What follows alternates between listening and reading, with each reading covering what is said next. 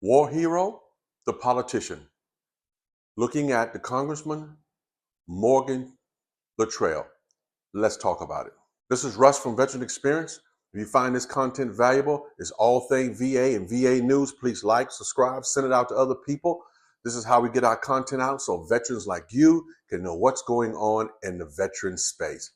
Let's talk about this video of a town hall of Morgan Luttrell. The town hall started off by a veteran asking the congressman two specific questions. So let's go to that right now. I don't ever hear about the pharmaceutical industry.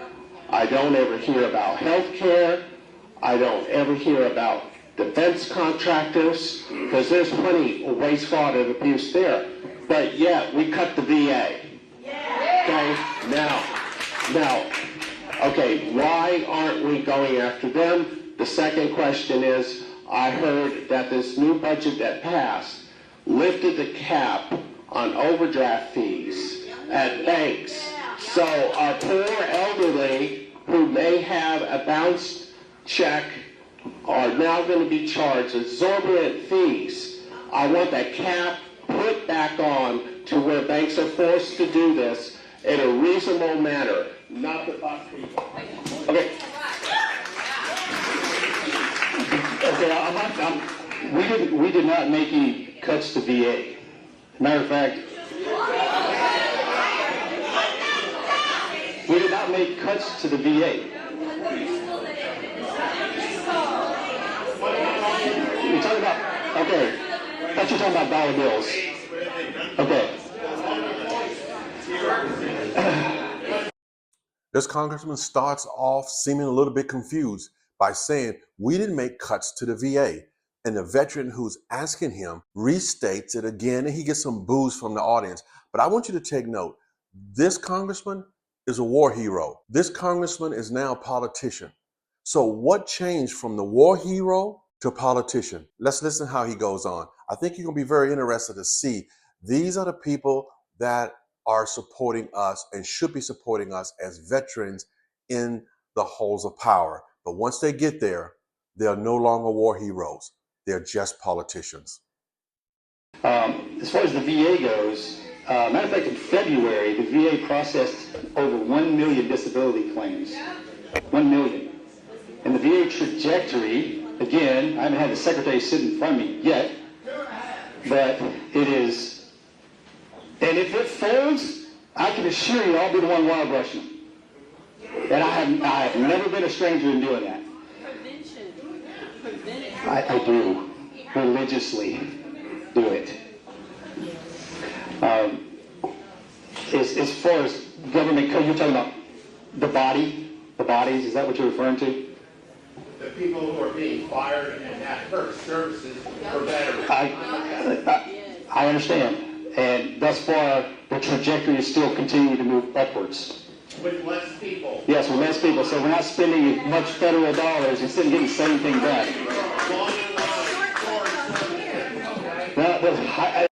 The congressman looked straight in the audience and said, we have grown the veterans entering into the VA system for compensation and pension claims by 1 million. And yet they've reduced the amount of employees to assist those veterans. And he disconnects between the employee and that audience in a unique way. He doesn't say employees have been cut. He said, do you mean bodies? No, they're people. They're employees. They're fellow veterans. They're fellow Americans. But he says bodies. And then the crowd, you can hear the crowd pushing back that how will you be able to service more veterans with less employees? And he said, well, we'll save money. And the audience says, yes, but you will reduce access. And then he goes on to mumble about something else. His body language isn't confident. He knows what he's doing. He seems indecisive. He seems almost shameful in what he's saying. But again, these are our representatives that should be protecting us, that should be providing a way for us, and yet they're taking the very benefits that you and I have earned as veterans away from us and saying, you have enough. Let's go on and see what else he has to say. I get you. Are you a CBOT guy over here? Do you go to Connor? You go to debate? Okay. Connor is the best CBOT almost in the country. Okay, well, I'm fortunate to be there, but I want that for everybody. Well, I understand. I got you. No, hey, that's not, because the challenging part is every single VA is different. Everyone. From our CBOC to DeBakey, there's 172 VA facilities. Every single one of them is different. We can absolutely do my best to address the problem sets that exist in each one.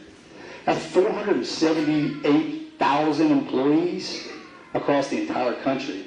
And I've only been doing this for 2 years, but I'm trying. Okay, what about the overdraft fees? Oh, okay, that's been lifted off the banks, and now banks can go back and start charging people exorbitant fees because they have an overdraft. Understood. I got you. What are you going to do about that? Well, we're going to have to get in there and move legislation to take that back, but the banks are the ones that came to us asking for that. Hang on. As the congressman is getting pushback, he gets this stern face and he says, I religiously do it. At the very time, behind his left arm on the podium is a Bible. But the Bible says, let your yes be yes and your no be no. From the very moment that this town hall started by the first veterans question, this congressman has not let his yes be yes and no to be no. He has been deceitful. He has been evading the honest question. His truthfulness is not there. And you have to ask yourself, why?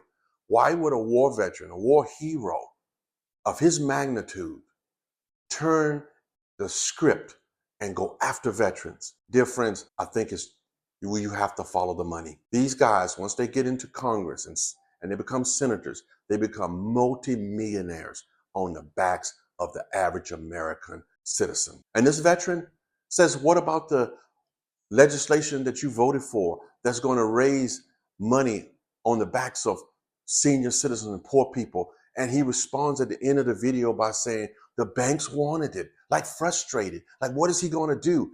His landlord has called in a note, get rid of these fees. And he said, the banks wanted it. Friends, we are in trouble. The veteran is in trouble because the people that are supporting us and should be defending us are very few and far between. You need to stand up for your rights. You need to call your congressman. You need to call your senator, no matter what side of the aisle you're on. This is going to wreak havoc, not only on you as a veteran, but if you're on a veteran and you have children that are veterans, it's going to wreak havoc on your children. Again, this is Russ from Veteran Experience. If you find this content valuable, please like, subscribe, send it out to other people. And do what we say around here until we meet again. Keep fighting.